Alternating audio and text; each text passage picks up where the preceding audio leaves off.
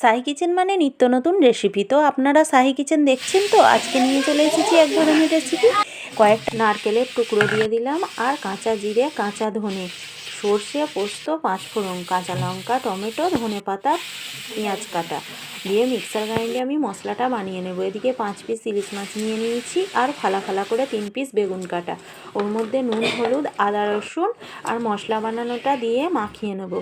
এবারে এখানে কাশ্মীরি লঙ্কা গুঁড়ো আর সর্ষের তেল দিয়ে মাখিয়ে টিফিনের মধ্যে ভরে দেবো। আপনারা হয়তো ভাববেন ইলিশ ভাপার মধ্যে আমি বেগুন ফালা ফালা করে কাটা কেন দিচ্ছি। কেননা ইলিশ ভাপার মধ্যে বেগুন ফালা ফালা করে কাটা দিলে খেতে দারুণ লাগে, আপনারাও করে দেখতে পারেন।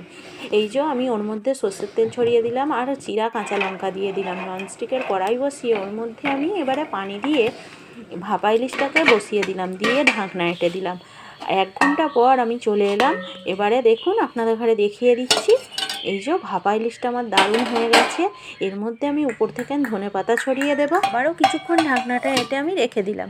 এবার দেখুন ভাপা ইলিশটা একেবারে রেডি হয়ে গেছে। এখানে দেখুন কত সুন্দর সিদ্ধ হয়েছে। আমার মেয়ে তো তুলতে যেয়ে ভেঙেই ফেললো। আজকের মতো এই পর্যন্ত।